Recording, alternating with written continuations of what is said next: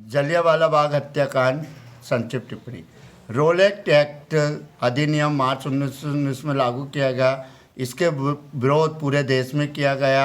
महात्मा गांधी ने role act सत्याग्रह प्रारंभ किया और इसका विरोध पंजाब में चल रहा था। सरकार ने जगह जगह पर लाठीचार्ज गोली चलवाई। 10 अप्रैल 19 को कांग्रेस के दो प्रभावशाली नेता डॉक्टर सत्यपाल और सैफुद्दीन किचलू को गिरफ्तार किए गए और इस जेल भेज दिया गया। इन गिरफ्तारियों के विरोध में अमृतसर के जलियांवाला बाग में 13 अप्रैल 1919 को बैसाखी का दिन था।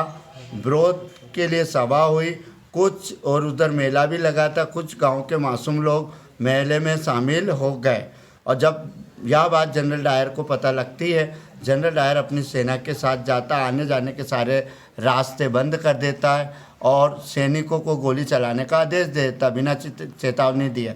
लगातार 10 मिनट गोली चलते रहती हैं। लगभग 800 से अधिक व्यक्ति मारे जाते हैं और 2000 से अधिक लोग घायल होते हैं। ये बेटे क्वेश्चन में कहीं 800 दिया, कहीं 400 दिया, कहीं 1000, कहीं 2000, तो वो चलेगा। आप तो सैकड़ों लोग मारे गए ये भी लिख सकते हैं, हज़ारों लोग घायल होते हैं। जलियांवाला हत्याकांड से जनता में ब्रिटिश साम्राज्य के विरुद्ध में व्यापक असंतोष की भावना जागृत होती। इसके बाद असहयोग आंदोलन प्रारंभ हो जाता।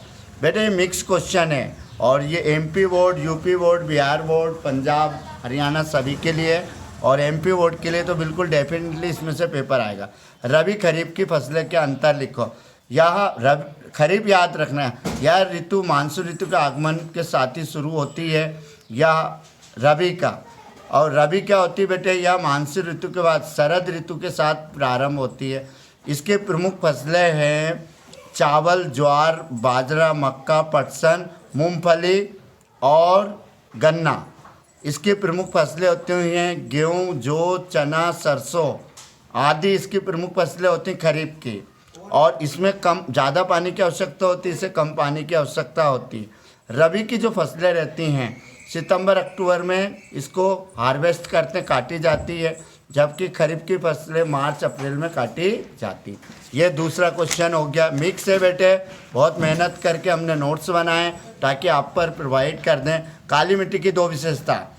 इस मिट्टी का रंग काला होता आता है, इसे काली मिट्टी कहते हैं। इसकी दो विशेषता निम्नलिखित है। इसमें अधिक समय तक नमी धारण करने की क्षमता होती है। इस मिट्टी के में पोषक तत्व पर्याप्त मात्रा में पाए जाते हैं। यह कपास की फसलों के लिए उपयुक्त मिट्टी होती है। जलोढ़ मिट्टी। पूर्वी तट के जलोढ़ मिट्टी की 3 विशेषता। पूर्वी तट के नदी डेल्टाई पर जलोढ़ मृदा पाई जाती है। जलोढ़ मृदा की 3 विशेषता होती हैं अगली की।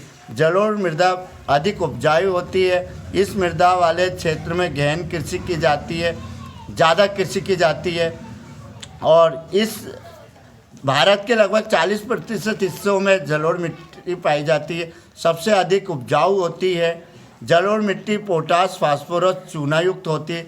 इस मृदा में रेत और मृत्तिका के विभिन्न अनुपात पाया जाता है। रेत और जो मृत्तिका रहती है इसका अनुपात पाया जाता। ये क्वेश्चन बिल्कुल आएगा। अभी मैं शॉर्टकट में समझा रहा हूँ।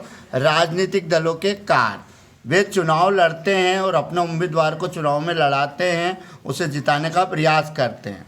वे मतदाता के सामने विभिन्न नीतियाँ एवं कार्यक्रम को रखते हैं जिनमें से जनता अपनी पसंद का चुनाव करती है। देश के लिए कानून बनाने में वे निर्णायक भूमिका अदा करते हैं। विपक्ष की भूमिका निभाते हैं। जो दल लोकसभा या राज्यसभा का चुनाव हार जाता है, विधानसभा और लोकसभा, वो विपक्ष की भूमिका निभाता। विपक्ष जनता की आवाज़ पहुंचाने का कार्य करता। वे सरकार बनाते, सरकार चलाते हैं। जो वो जनता से वादे करते हैं उन्हें निभाने का प्रयास करते हैं। अब ये क्वेश्चन भी बहुत बेहतरीन है। वैश्विक, अब बेटे पहले में नवीनीकरण और अनवीनीकरण संसाधन किसे कहते हैं? वे संसाधन जिन्हें भौतिक, रासायनिक या यांत्रिक प्रक्रिया द्वारा नवीनीकृत किया जाता है या पुनः उसको उत्पन्न किया जा सकता है, उन्हें नवीनीकरण संसाधन कहते हैं। सौर ऊर्जा, पवन ऊर्जा, जल, पवन और वन्य जीव, ये नवीनीकरण संसाधन है।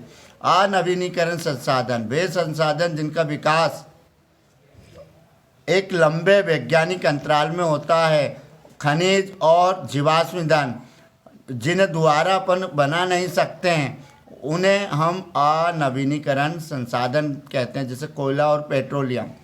वैश्वीकरण, ये मिक्स है बेटे, सोशल साइंस के लिए बेस्ट ऑफ बेस्ट।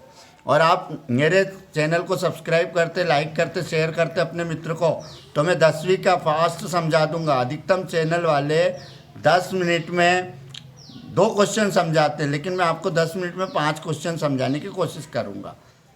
इस चैनल को लाइक, शेयर, सब्सक्राइब करें। अधिक वैश्वीकरण से क्या तात्पर्य?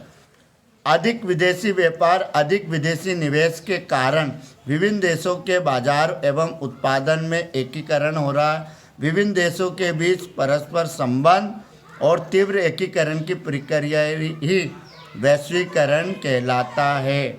जैसे एक देश से दूसरे देश में कंपनी खुल रही, दूसरे से तीसरे देश में, इसे वैश्वीकरण कहते हैं।